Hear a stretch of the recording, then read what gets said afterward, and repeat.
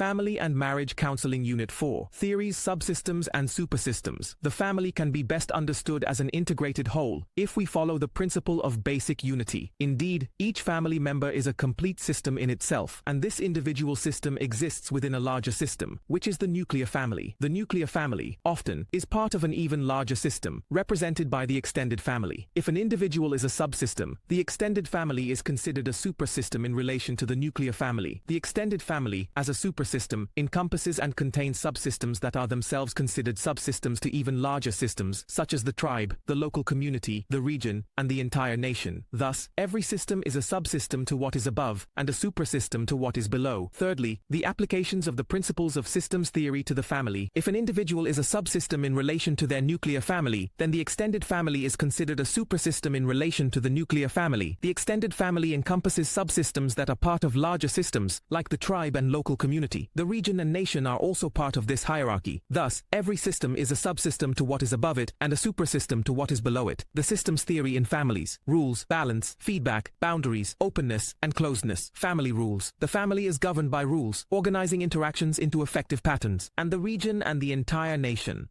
Thus, every system is considered a subsystem to what is above it, and a supersystem to what is below it, and what it contains. Thirdly, the applications of the principles of systems theory to the family. Family system rules. Balance, feedback, boundaries, openness, and closedness. The family operates under rules that organize interactions, creating patterns that inform members of expectations. These unspoken rules stabilize family operations and form the basis for traditions, defining member expectations. Rules start at marriage, addressing societal norms and personal adaptations. Unspoken rules stabilize family operations and form the foundation for traditions, determining expectations among members. They establish boundaries for rights and responsibilities. Rules can be descriptive or prescriptive, outlining interactions and maintaining relationships.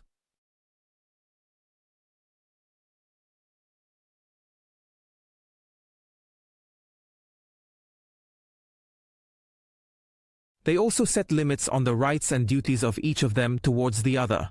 The rules can be descriptive, describing patterns of interaction and exchange, or they can be directive, specifying what can and cannot happen between individuals, because they aim to establish and maintain family relationships. Secondly, the family system's balance. The human body maintains self-balance, known as homeostasis, despite environmental changes. This concept applies to other systems, like the family, which seeks balance and stability. Family members strive to restore stability when disrupted. The balance mechanism prevents deviations from escalating, setting limits on negative interactions. For instance, it stops a fight between children from becoming physical. Parents may intervene by disciplining or reminding them of family responsibilities. Family members strive to restore stability when the environment is disrupted. The balance mechanism prevents deviations from escalating, especially negative interactions. For instance, it stops a fight between children from becoming physical. Parents may intervene by hitting, reprimanding, reminding of family ties, punishing, hugging, encouraging resolution, acting as a judge, or separating them until calm.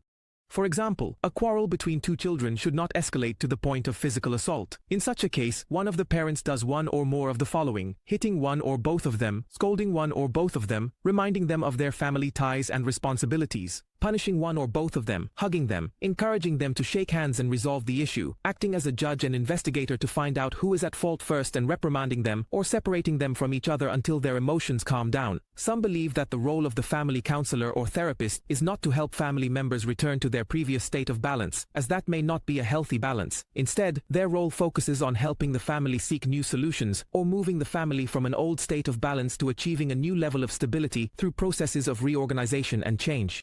Some believe that the role of the family counselor or therapist is not to help family members return to their previous state of balance, as that may not be a healthy balance. Instead, their focus is on helping the family seek new solutions, or moving the family from an old state of balance to achieving a new level of stability through processes of reorganization and change. Feedback and control in the family system. Systems constantly change, responding to external forces while striving for goals. Balance is needed between change and regulation. Feedback maintains this balance. Feedback reintroduces past results into inputs to monitor and improve. Outputs are reintroduced as inputs to correct and improve future performance cyclically. These are feedback loops. Negative feedback corrects by reducing inputs to stabilize, while positive feedback. This means feedback, which is the process of reintroducing the results of previous performance back into the system's inputs as a means of monitoring and improving performance. In other words, the results that are considered outputs of the system are reintroduced, or some of them are reintroduced, as inputs to benefit from them in correcting and improving future performance in a circular or cyclical manner. These are the feedback loops. There is negative feedback that works to correct by reducing inputs until the system returns to a state of stability and balance, while positive feedback amplifies the response by increasing the initial deviation. Both negative and positive feedback activate or encourage the error or deviation, leading to self-correction and regulation processes, similar to what happens in a thermostat. Additionally, processing data and information is essential in any system. We can conclude that if the data input into the system is incorrect, it will result in the system performing its functions incorrectly or deviantly. It amplifies the reaction by increasing the initial deviation, and the feedback, whether negative or positive, activates the deviation error or urges it to occur for self-correction and adjustment processes to occur, as happens in the case of a thermostat. Additionally, processing data and information is essential in any system.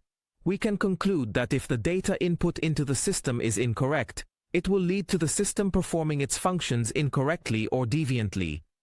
The free exchange of information within the family system and between the family and the outside world helps reduce confusion and thus aids in avoiding disturbances. In general, the exchange of information is fundamental to all living and growing systems. The family boundaries. Boundaries are invisible lines dividing systems, subsystems, or individuals from their environment. The boundaries protect and preserve its integrity. They determine what is inside or outside the system. Boundaries regulate information flow. They distinguish subsystem boundaries. Subsystems' responsibility relates to boundary permeability. Boundaries vary in permeability and should be clear with apparent rules. The boundaries protect and preserve its integrity. They determine what is inside or outside the system. Boundaries regulate information flow. Within the family, boundaries distinguish between the subsystems included in the family system. The responsibility of these subsystems is related to an important issue regarding the boundaries of systems, known as the permeability of these boundaries. The boundaries vary in terms of how easily information can flow in and out of the subsystem, and they should be clear, with the rules apparent to everyone. They should not be ambiguous or too strict to avoid confusion and disorder. Fifth, family systems can be open or closed. An open system maintains itself through continuous input and output, exchanging information and energy with the environment, allowing renewal and growth. A closed system is isolated, not exchanging with its surroundings, maintaining balance within. Human and social systems, like families, are usually open. However, some families are more closed, showing rigidity and isolation, with less adaptability and difficulty benefiting from new experiences. In this way, it renews and grows. On the other hand, a closed system is severed from its surroundings and does not seek to exchange information and energy with the external environment. Rather, it tries to maintain its balance within its own boundaries. Typically, human and social systems, including families, tend to be of the open type. However, at the same time, we notice that there are families that are closer to being closed than open, characterized by rigidity and isolation. These are families that have a lower capacity for adaptation and are unable to benefit from new experiences. There is no system that is completely open, just as there is no system that is completely closed. A completely open system would have no boundaries between it and the outside world, and it would cease to exist as a system. On the other hand, if a system is completely closed, the relationships and exchanges between it and the external environment would be cut off, leading to its suffocation and disorder. Therefore, neither extreme isolation nor excessive integration is desirable in family systems.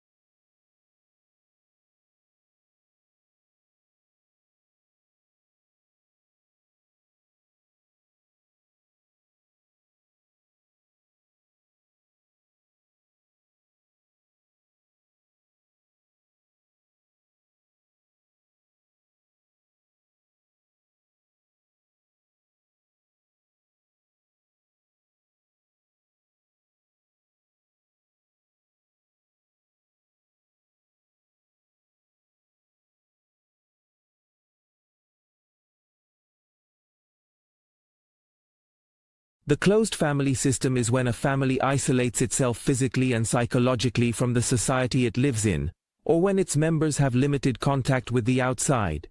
These families have strong mandatory rules that make their members different from those in other families. They build rigid boundaries that prevent the flow of information to them, resembling what is called a closed circle, with strict schedules for locking doors and organized movements for the children, along with close supervision by the parents over their children's communications. These families are secretive about their affairs. The external boundaries are strong, while the internal boundaries between the subsystems are flexible. As a result, these families do not have external communications. They become more focused on family issues. Closed family systems only change internally. Open families can change.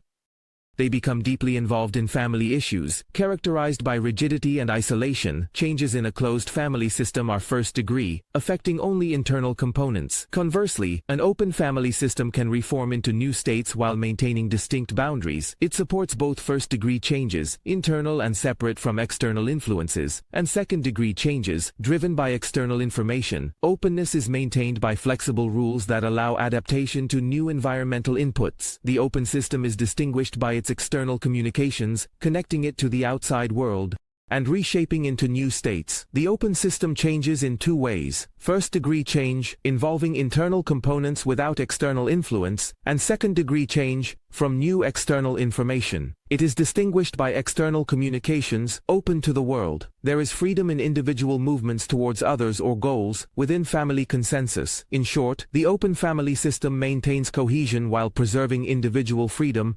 The result stems from new information influx, maintaining openness through flexible rules. The open system is distinguished by its external communications. There is freedom in individual movements towards others, as long as they align with family consensus. The open family system maintains cohesion while preserving individual freedom. Each member can explore different roles.